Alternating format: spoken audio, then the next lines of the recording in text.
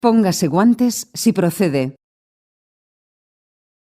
Evalúe los signos vitales del paciente: consciencia, ventilación, pulso.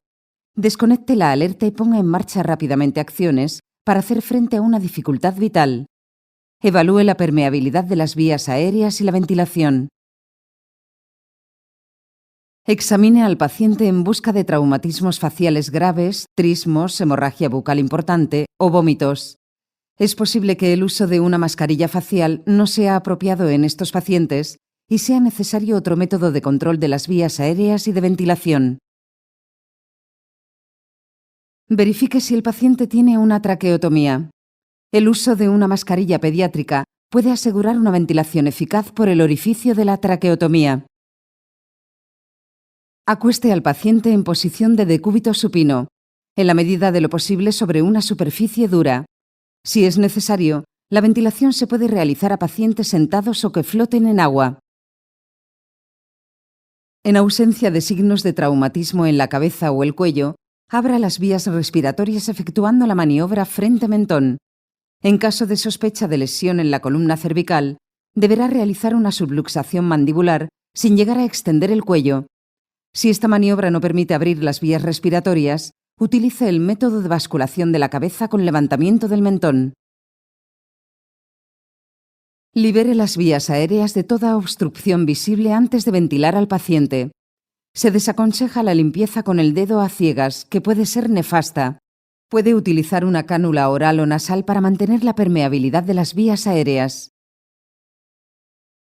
La posición de la enfermera variará en función de la técnica utilizada: cefálica, por encima de la cabeza del paciente, o lateral, al lado de la cabeza del paciente, a fin de garantizar la ventilación de emergencia.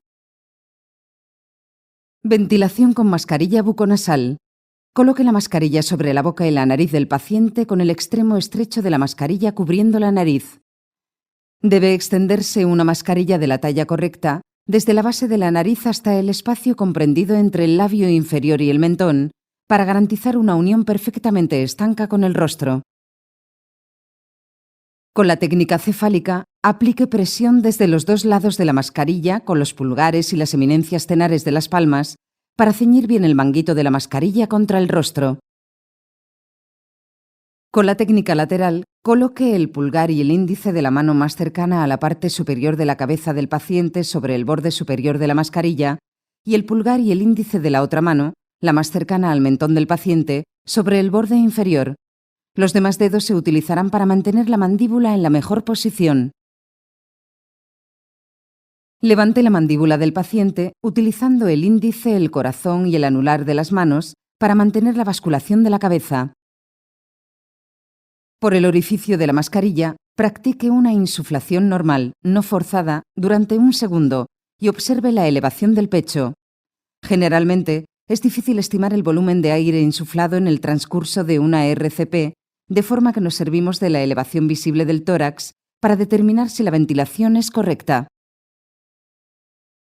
Practique las insuflaciones de emergencia con la frecuencia apropiada, es decir, a. En pacientes mayores de 8 años, una insuflación cada 5 o 6 segundos al menos, 12 insuflaciones por minuto aproximadamente. b. En niños hasta los 8 años, una insuflación cada 3 segundos, 20 insuflaciones por minuto. Separe la boca del orificio para permitir al paciente que expire pasivamente. Esta etapa no es obligatoria con una válvula unidireccional. Cada 5 minutos, reevalúe la necesidad de continuar con la ventilación asistida. Conecte cuando sea posible el tubo de llegada de oxígeno a la mascarilla, si existe una toma de oxígeno, y regule el caudal de 10 a 12 litros por minuto. Protección facial. Las protecciones faciales son láminas de plástico o silicona transparente que se colocan sobre la boca y la nariz del paciente. Coloque la protección sobre el rostro del paciente, situando el filtro o la válvula unidireccional a la altura de la boca. Colóquese al lado de la cabeza del paciente. Pince la nariz del paciente con el pulgar y el índice de una mano y mantenga la basculación de la cabeza con la otra mano.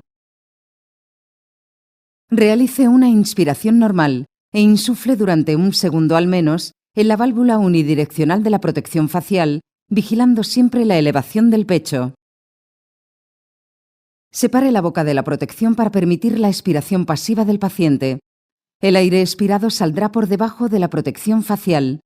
Deje la protección sobre el rostro del paciente mientras dure la reanimación. Practique las insuflaciones con la frecuencia apropiada, es decir, A. En pacientes mayores de 8 años, una insuflación al menos cada 5 o 6 segundos, 12 insuflaciones por minuto aproximadamente. B. En niños hasta los 8 años, una insuflación cada 3 segundos, 20 insuflaciones por minuto. Reevalúe cada 5 minutos la necesidad de continuar con la ventilación asistida. El aporte de oxígeno al paciente se puede aumentar si la persona que realiza la técnica lleva una cánula nasal que proporcione oxígeno a razón de 6 litros por minuto. Este procedimiento es una medida transitoria. Debe sustituirse por una ventilación con un resucitador con mascarilla o por una ventilación por sonda endotraqueal en ausencia de respiración espontánea, o por un dispositivo de provisión de oxígeno en pacientes que recuperan una respiración correcta. Deseche el material, quítese los guantes y lávese las manos o frótelas con una solución hidroalcohólica, según el protocolo en vigor. Registre el procedimiento en la historia clínica del paciente, hoja de enfermería.